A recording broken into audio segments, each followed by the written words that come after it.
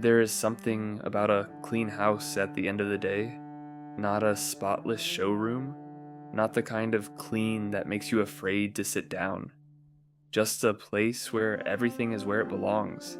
The dishes are done, the counters are bare, the throw pillow has been straightened for the third time this week, and you are not entirely sure why you keep doing it. Only that something inside you feels quieter when you do. You walk through the room before bed. You adjust the chair. You fold the blanket on the couch, even though you will unfold it tomorrow morning. You wipe the sink, even though no one is coming over. No one is gonna see this. No one will know. And yet, something in you needs it to be done. Take a breath here. Just sit with that for a moment. Because this script is not about cleanliness. It was never really about cleanliness. It is about what lives underneath the habit. It is about the version of you who learned somewhere along the way that a clean space was the one thing you could control when everything else felt like it was slipping. You probably do not think of yourself as someone with a complicated relationship with control.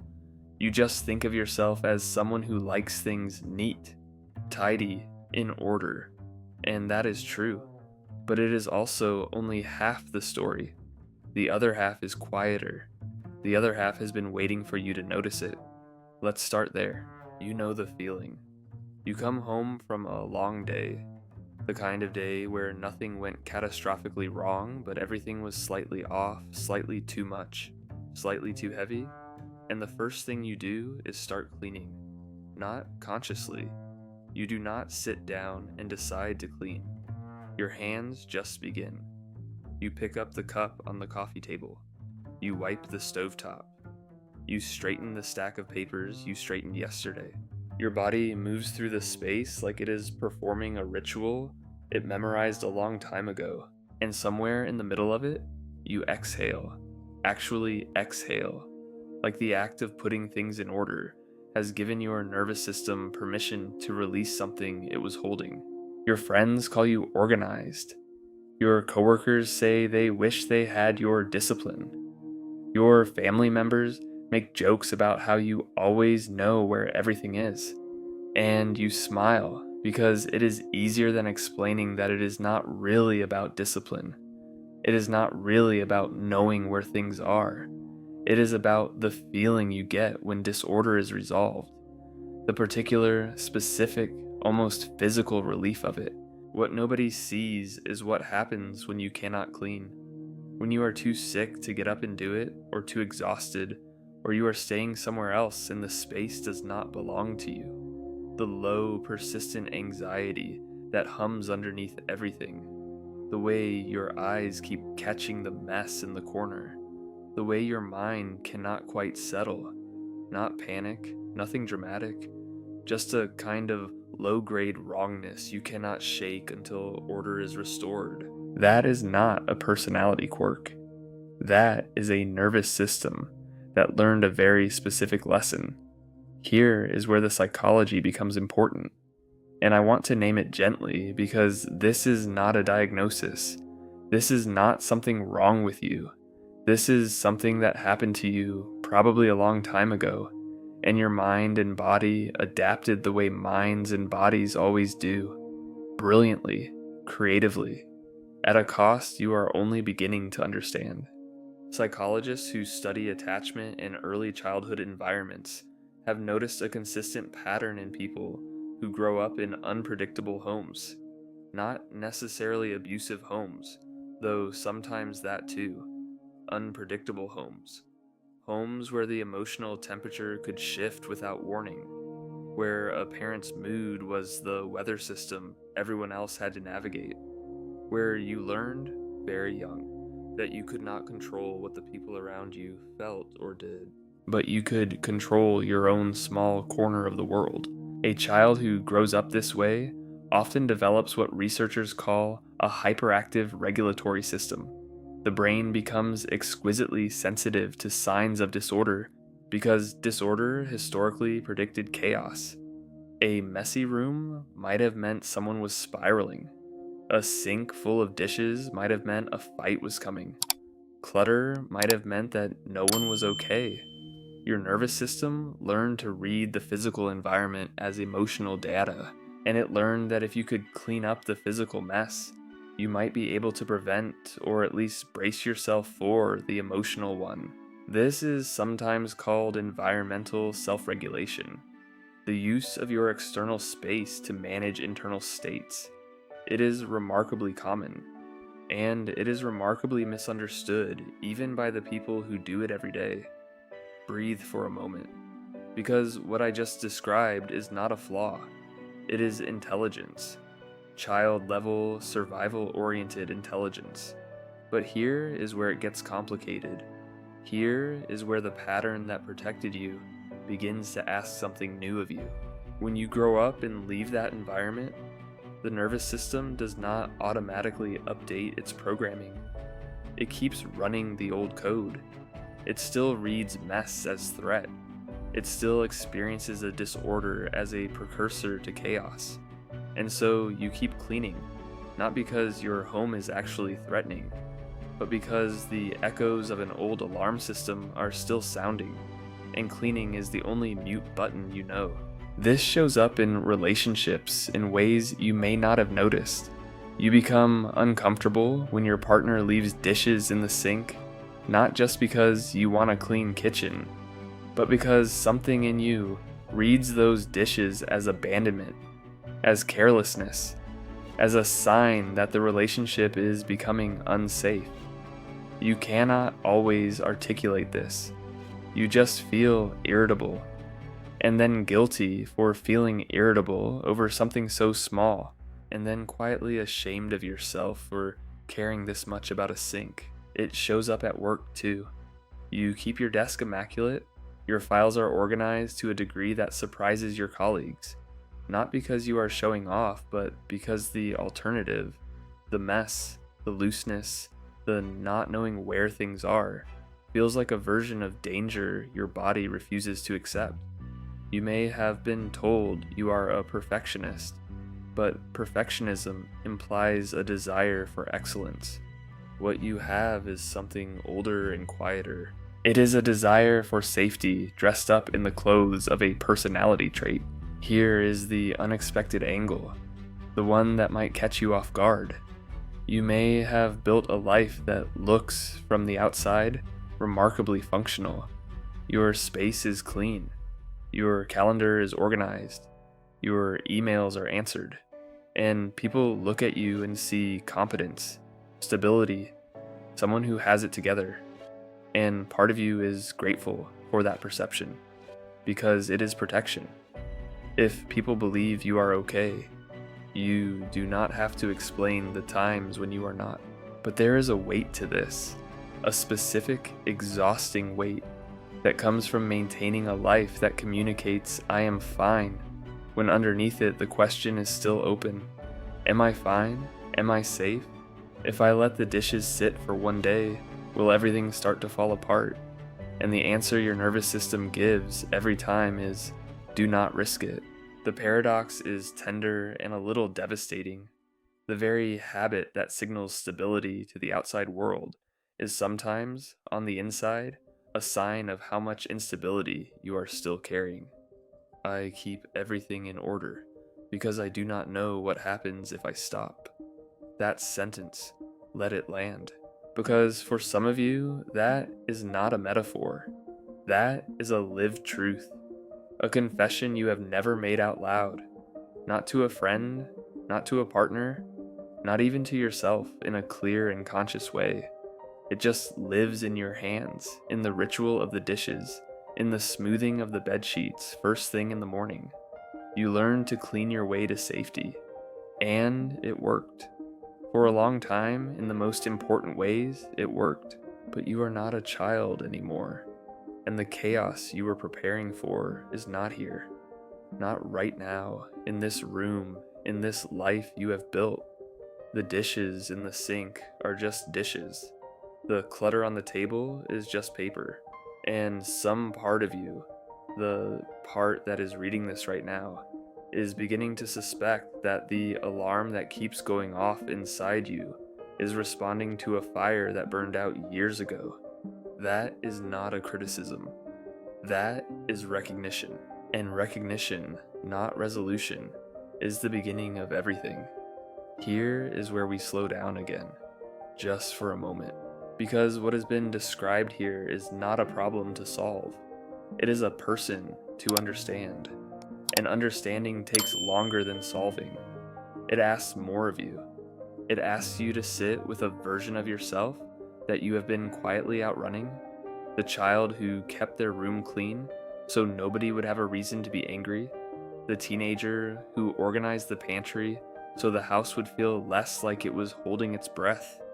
The young adult who, on the worst nights, cleaned at 2 a.m. because it was the only thing that made the anxiety quiet enough to sleep. That person is still in you. Not as a wound necessarily, but as a voice, a habit, a reflex, a way of moving through the world that made perfect sense once, and now deserves to be examined with the kind of tenderness you probably give to everyone except yourself. Shadow work, if you have encountered that term, is the practice of bringing these invisible drivers into the light, not to destroy them, not to shame them, but to see them clearly enough that you get to decide consciously whether you want to keep living by them. The shadow here is not the cleaning. The shadow is the belief underneath it. The belief that says, if the space is clean, I am safe. If the space is clean, I am lovable. If the space is clean, no one can criticize me. If the space is clean, I am in control. Some of those beliefs were true once. Some of them protected you in ways you will never fully know, and some of them are still making decisions on your behalf, without asking whether you agree anymore. The inner child framework, however you feel about that language, points to something real. The part of you that learned these patterns was young, was small, was doing the best it could with what it had, and that part of you did not fail. It adapted. But adaptation is not the same as healing. And healing does not mean forgetting what you adapted to. It means gently letting yourself know that the terrain has changed. You are allowed to have a clean home because you love it, because it brings you genuine peace, because beauty and order are things you value. That is real. That is valid. The question is whether you also have the option of a messy home sometimes, without it costing you something emotional. Whether the mess, when it appears, is just mess, or whether it is still carrying the weight of every other mess you ever needed to fix to keep people from falling apart. That distinction is where freedom lives, not in giving up the clean house, never in giving up something that genuinely serves you, but in understanding the architecture of why you need it, and then slowly, carefully, beginning to build a relationship with your own home and your own nervous system that is rooted in choice rather than fear.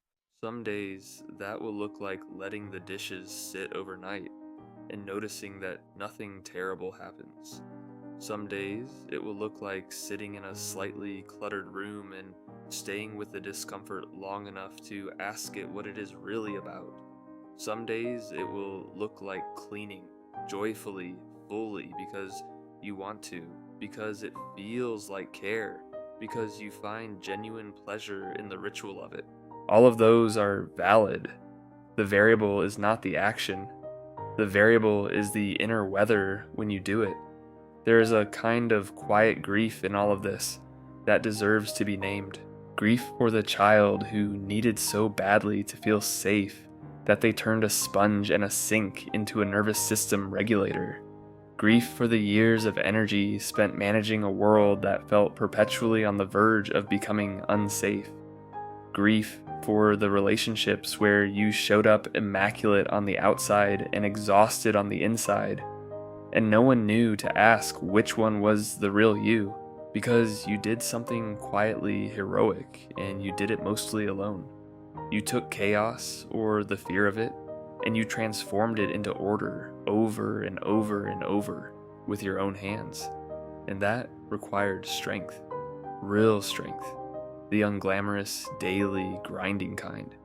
But strength sustained long enough without rest becomes armor. And armor, however necessary it once was, can start to feel like a cage. The thing that kept me safe became the thing that kept me from being known. You may have sensed this in your closest relationships. The way your need for order can feel to others like control. The way your calm, organized surface can make people feel like there is no room to be messy around you. The way you sometimes attract chaos because your own steadiness becomes a kind of magnet for people who are unraveling. And the exhausting irony of it? You spent your whole life trying to escape chaos, and somehow it keeps finding you.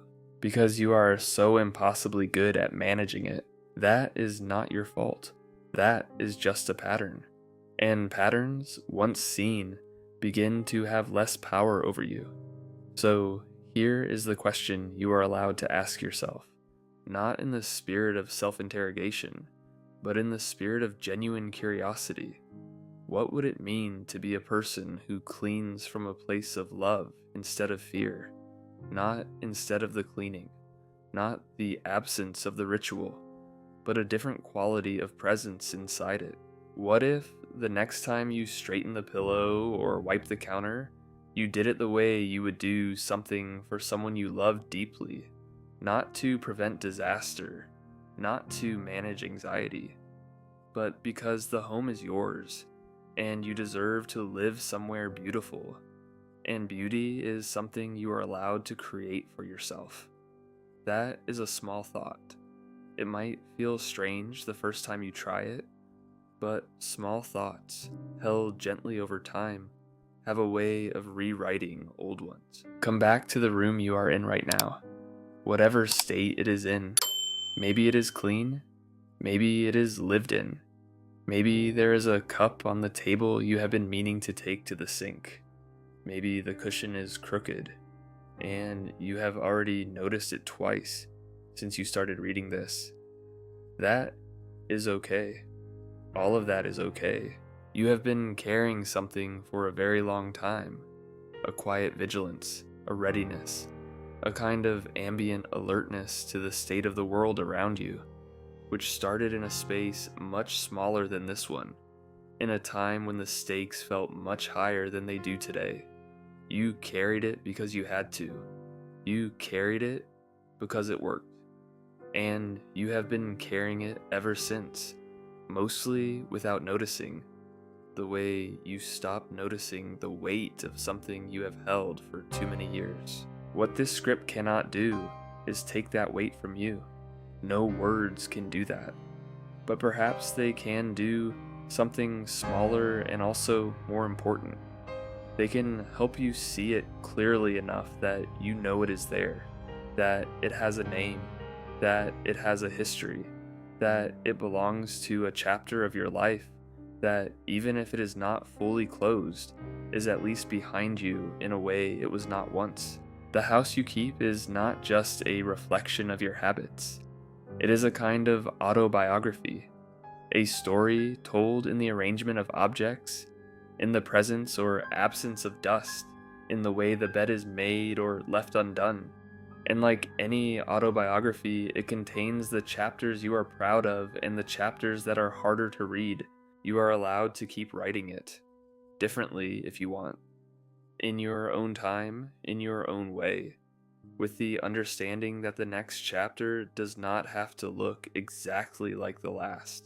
There is no dramatic shift required here, no grand gesture, no morning when you wake up and decide to become a different kind of person. Just a very slow, very quiet permission you give yourself over and over to let the space you live in be an expression of who you are now, rather than a defense against what you feared then. Maybe I clean not because I am afraid, but because I am learning what it means to care for myself. That is a possibility, tender and new and not yet fully formed, like a room that is still being arranged. And maybe that is enough for now. Maybe that is exactly enough. The house will be there tomorrow. The dishes, the counters, the small rituals you have built over the years, they will all still be there, and you will move through them the way you always do. Hands that know their work by memory, a body that has learned to find its rhythm in the order of things. But perhaps underneath the motion, something will have shifted slightly. A little more space between the reflex and the choice. A little more gentleness in the way you reach for the sponge. A little more awareness that the person doing the cleaning is worth caring for too, not just the space they clean. At the very beginning of this, there was a person adjusting a throw pillow in an empty room. No one watching, no one to impress, just a quiet need to make one small thing right in a world that has always felt a little too large and a little too unpredictable. That person was not neurotic. That person was not broken. That person was doing what they had always done, taking care of the space, because no one taught them yet that they were also allowed to take care of themselves. Maybe tonight, when the room is still and the last thing is put back in its place, you can pause for just a second before you move on to the next task. Stand in the middle of what you have made. Let it be quiet. Let it just be a room, your room, held by walls that have never asked anything of you, except that you live in them honestly. The pillow is straightened, the dishes are done, and you, finally, are allowed to rest.